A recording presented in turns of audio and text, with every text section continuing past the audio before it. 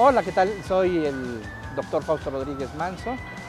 Yo soy profesor, soy investigador en la Universidad Autónoma Metropolitana. Estoy a cargo del Laboratorio de Análisis y Diseño Acústico de la Unidad de Azcapotzalco de la UAM. ¿Sí? Y nuestro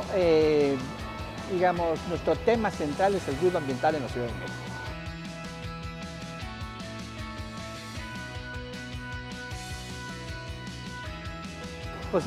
Pues sí, desafortunadamente la Ciudad de México es una ciudad contaminada acústicamente, ¿no? Digamos, materialmente cualquier persona puede darse cuenta de ello, ¿no? El ruido ambiental es un problema que nos afecta dentro y fuera de nuestro hogar, nos afecta dentro y fuera de nuestro trabajo, nos afecta también en nuestro diario transitar por la ciudad. Entonces es un problema que se ha convertido en un problema que invade nuestra privacidad y afecta nuestra calidad de vida.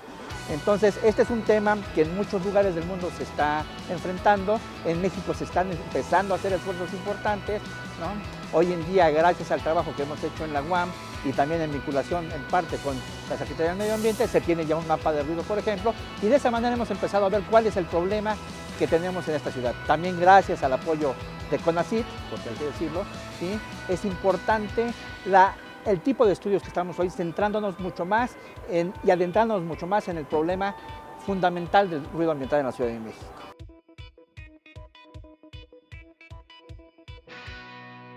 Las fuentes principales de ruido ambiental en la Ciudad de México son tres fundamentalmente hoy. Uno es el tráfico vehicular, el otro es el problema del aeropuerto que está dentro de la ciudad y que obliga a los aviones a atravesar la ciudad para aterrizar o para despegar. Y la otra situación es el ruido que viene de los sitios de construcción, son los más fuertes. El ruido por tráfico vehicular se despega por mucho de esta situación. ¿Qué quiere decir esto? Que el tráfico vehicular ha ido aumentando de manera importante en la Ciudad de México.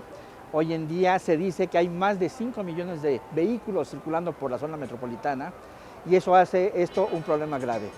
La fuente sonora del ruido ambiental, que tiene que ver con el tráfico vehicular, tiene que ver fundamentalmente ya no tanto por el ruido de los motores, sino también por el rodamiento de los automóviles. ¿Cuál es una de las soluciones importantes para arreglar el problema del ruido ambiental? Pues ir limitando el uso del automóvil. Entonces, algunos aspectos importantes que se ha dicho hoy, ya se dice, por ejemplo, el índice que hace TomTom año por año, dice que México es la ciudad más congestionada en tráfico vehicular, ¿sí? La infraestructura de la Ciudad de México va creciendo en torno al uso del automóvil y eso que hace que el automóvil se utilice más. Entonces, una de las soluciones importantes para esto es tratar de limitar el uso del automóvil.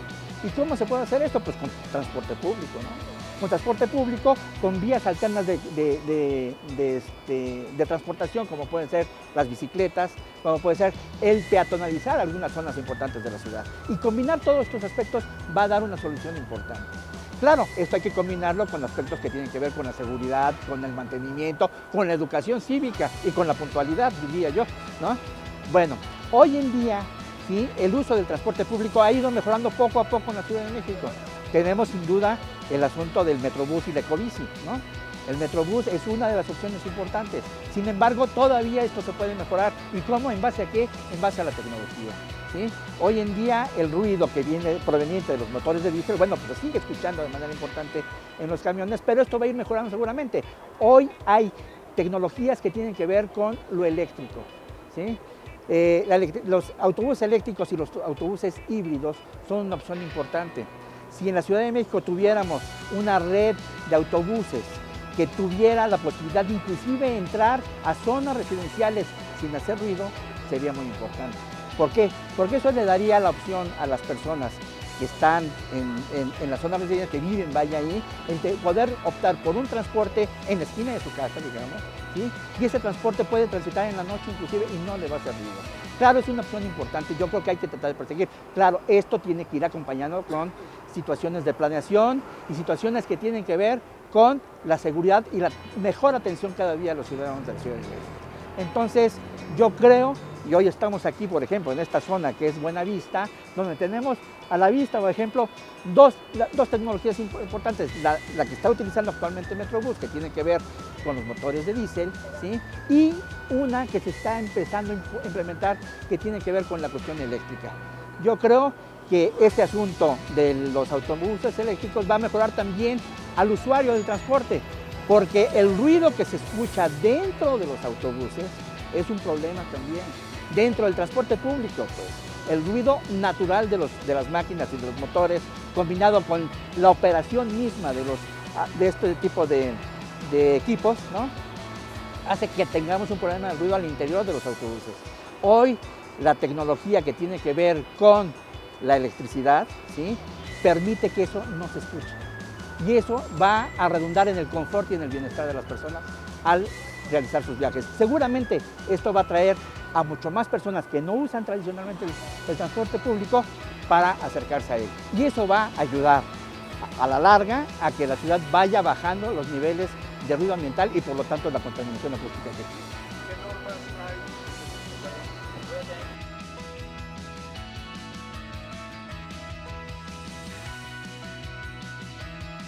hay? Una de las soluciones importantes para el ruido ambiental es la situación de tener un marco jurídico importante que ayude a controlarlo. El hecho de emisión de normas, de leyes, de reglamentos es muy importante. En México ahorita, bueno, pues hay algunas normas a nivel federal, una norma, la 081 para ser exactos, que tienen que ver con las fuentes fijas, es decir, ruido que se emite en lotes hacia el exterior, la norma local ambiental, ¿sí?, que tiene que ver con la cuestión también de fuentes de ruido que emiten los propietarios de fuentes emisoras de ruido, pero que también están dentro de lotes o de establecimientos. Nos hace falta una normatividad que regule el aspecto ambiental en general, que regule la situación de que cualquier emisor de ruido pueda ser controlado o inclusive sancionado, ¿sí? Hoy, por ejemplo, no tenemos una norma que regule, digamos, el aspecto de una norma práctica, que regule el aspecto de la circulación de los vehículos en términos de ruido. Hay algunas normas que se emitieron en el tiempo por ahí que tienen que ver con la construcción de vehículos. Hoy no sé exactamente, ¿no?, pero de qué manera se aplican, aunque esas normas aceptan niveles muy altos de ruido todavía, ¿no? Entonces, es necesario tener un marco jurídico que dé la posibilidad de que se pueda controlar el ruido mediante situaciones regulatorias y, por otro lado, que tengan que ver con la cuestión de políticas públicas, ¿no? Una situación también importante es que en el mundo en general, ¿sí?, esto va creciendo y esta misma presión también va ayudando a que en nuestro país podamos tener este tipo de marco jurídico. Hoy los automóviles, por ejemplo, los automóviles eléctricos, por ejemplo, los automóviles híbridos, ¿no?, que son una opción importante, pues pueden tener, creo que ya lo tienen en parte, ¿sí?, beneficios por estar circulando, ¿sí?, con este tipo de motores. Hoy sabemos que, por ejemplo, las cuestiones que tienen que ver con la contaminación del aire tienen un beneficio importante, pueden circular todos los días, por ejemplo, que eso es algo muy importante para muchas personas. Claro, aunque estamos hablando también de disminuir el uso del automóvil, no quiere decir que todo el mundo nos quedemos sin circular. El automóvil es una herramienta importante, pues, es una herramienta importante para transportarse, para trabajar, ¿sí?, pero disminuirlo a que no se utilicen los innecesarios, ¿sí?, los viajes innecesarios, porque existe un transporte público, sería muy bueno. Por otro lado, tenemos un aspecto que tiene que ver con por qué se considera que la contaminación acústica es dañina, ¿no? ¿Sí? La contaminación acústica es dañina, ¿sí?, porque afecta directamente a las personas en su salud, ¿sí?, desde el punto de vista fisiológico y psicológico. Hay estudios serios de la Organización Mundial de la Salud que ya han documentado, hay un documento en el 2011, del marzo de 2011 que emitió la Organización Mundial de la Salud, donde dice que el ruido por tráfico vehicular es el causante de la pérdida de años de vida de salud, ¿sí?, de la población en Europa, ¿no? ¿Esto qué quiere decir? Que en lugares donde hay controles que tienen que ver con el ruido ya se acepta esta situación, pues en otros lugares donde esto no está tan controlado, pues seguramente los afecta de manera importante. ¿Cuáles son las afectaciones? Las afectaciones, bueno, por supuesto, las primeras son las auditivas, ¿no?, son las naturales, pero también hay otras afectaciones. El hecho de estar expuesto al ruido ambiental lo tiene a uno en tensión. El hecho de tener un ruido permanente lo tiene a uno en tensión. ¿Eso qué hace? Genera una situación de estrés. Esto genera hipertensión y esto puede redundar en problemas cardiovasculares. Eso ya está de alguna manera documentado. También tienen que ver con cuestiones de otras afectaciones en la salud, ¿sí? cuestiones que tienen que ver con la manera de funcionar en la ciudad. Por ejemplo, el hecho de que haya ruido por tráfico vehicular cercano a las escuelas es un problema que va a afectar a la cuestión de los intelectuales en los niños. O sea, ya hay artículos importantes, y esto desde las décadas de los 90 existe estudios que han documentado que el ruido por tráfico vehicular puede afectar la comprensión, ¿sí?, y las cuestiones intelectuales en los niños por un efecto en sus aspectos neurológicos, digamos, de alguna manera. Entonces, son muchas las afectaciones que tienen que ver con el ruido. Se puede llegar a decir que el ruido llega a matar. Claro, no mata inmediatamente, pero acumulativo en el tiempo, el ruido, personas que están expuestos constantemente a niveles altos o simple y sencillamente a sonidos molestos, pueden tener un problema de estrés tal que los puede afectar de tal manera cardiovascularmente que pueden tener un infarto al miocardio.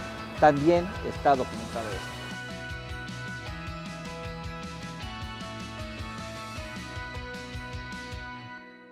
Bueno, pues una de las situaciones que se pregunta uno es cómo podemos conocer acerca del ruido ambiental y cómo lo podemos medir. Bueno, está el famoso tema de los decibeles, pues, ¿no? Los decibeles, que en realidad son niveles sonoros lo que nos están manejando, porque el sonido se puede medir directamente a través de la presión sonora.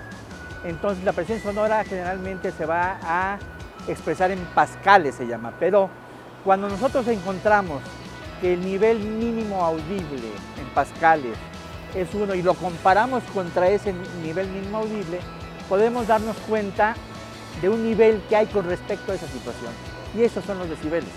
Los decibeles son niveles y utilizan una escala logarítmica, es decir, no es lo mismo 20 decibeles que 23 decibeles, porque 23 decibeles ya es bastante más. 20 decibeles y 30 decibeles todavía se puede expresar como el doble de lo que escuchamos anteriormente.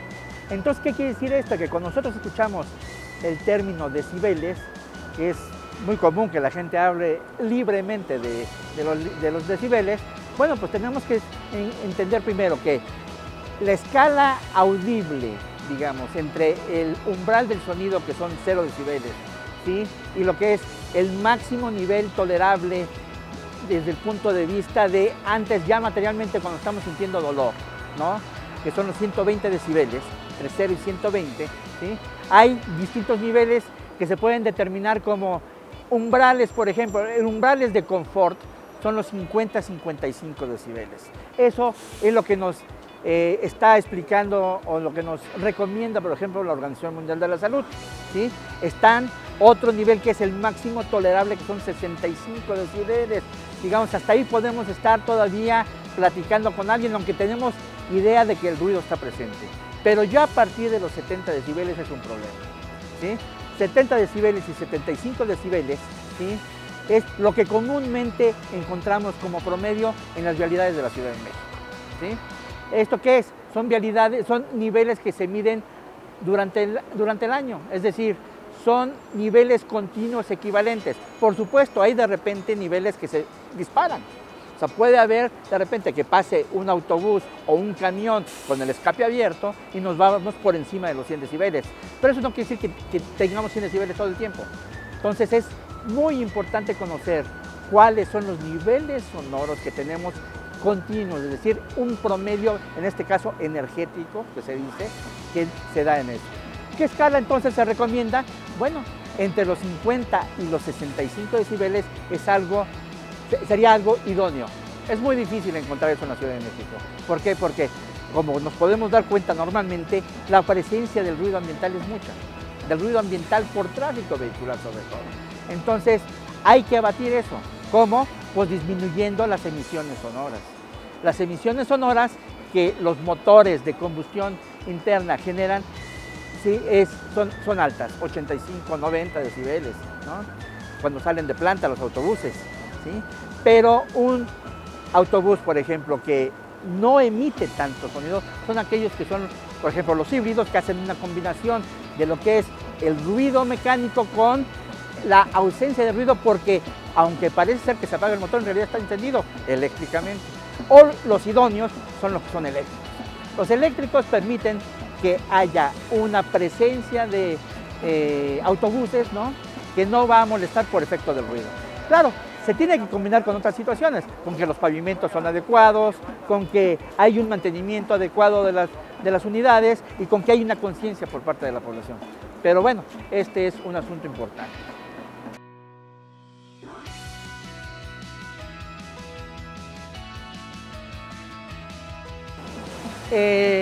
Uno de los aspectos con los cuales también podemos evaluar el ruido ambiental es a través de los conocidos como mapas de ruido.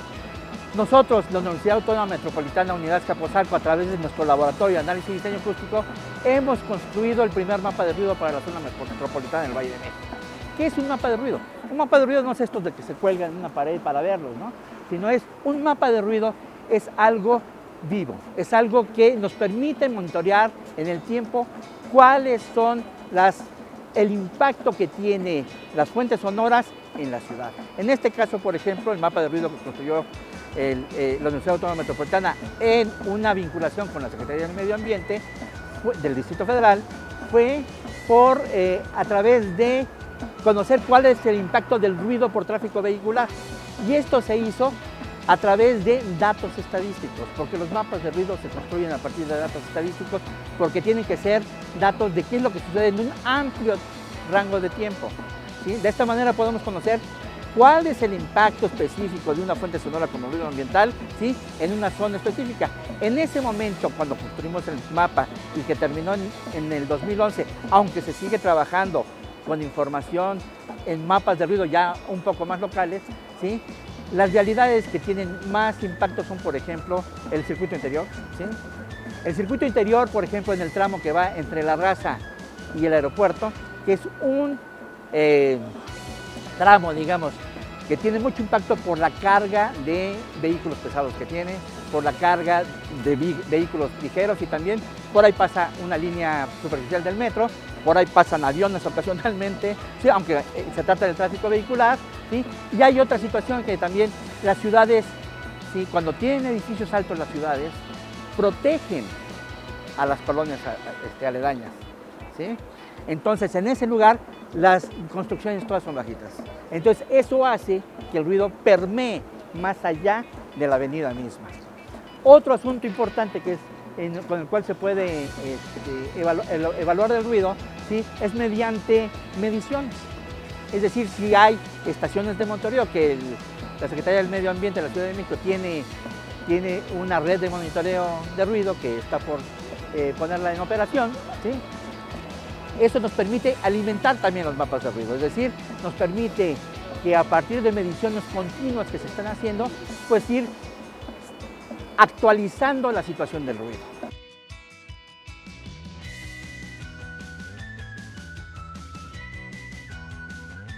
Por supuesto que en el momento en que reduzcamos el tráfico vehicular, ¿sí?, y que reduzcamos y que mejoremos las vialidades en esta ciudad, en ese momento vamos a mejorar en gran medida el problema global de ruido ambiental de la ciudad. Es decir, los vehículos eléctricos sería lo óptimo. Los vehículos híbridos eléctricos también pueden ayudar, ¿sí? Pero esto, como digo, tiene que estar combinado con que las vialidades tienen una carpeta adecuada, porque el rodamiento de los vehículos también es un problema de ruido. Si ustedes se fijan, por ejemplo, en las vialidades de alta velocidad en la ciudad, como puede ser el periférico o como puede ser el circuito interior, ¿sí?, cuando ruedan los vehículos, ¿sí?, se oye también un ruido con frecuencias un poco más altas que las frecuencias que se emiten por los motores, y eso también afecta. Entonces hay que cuidar también las carpetas. Es decir, donde estén transitando el transporte público, tendría que tener una carpeta especial para tratar también de atenuar el ruido por rodamiento. Entonces, ¿cómo bajarían los mapas de ruido? Por supuesto, mejorarían en mucho esta situación, ¿no?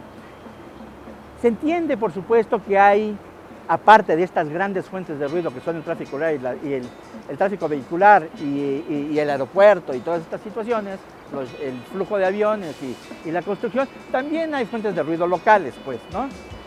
En los barrios generalmente no hay transporte público, generalmente no hay transporte público, ¿sí? Aunque hay algunos barrios y algunas colonias donde los microbuses pasan, ¿sí? Haciéndose notar con su escape abierto, ¿no?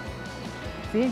Pero hay barrios que si tuvieran un sistema de transporte eléctrico, por ejemplo, ¿sí? Que permitiera que cerca de mi casa, que yo salga de mi casa y en la esquina pueda tomar un autobús que me lleve a otras instancias donde yo pueda llegar a mi empleo, por ejemplo, ¿sí? Sería magnífico. La única condición es de que esos transportes no moleste a las personas en barrios populares, en barrios residenciales, pues, ¿no? Donde podamos fácilmente escucharlos en la noche. Entonces, esa es una opción importante.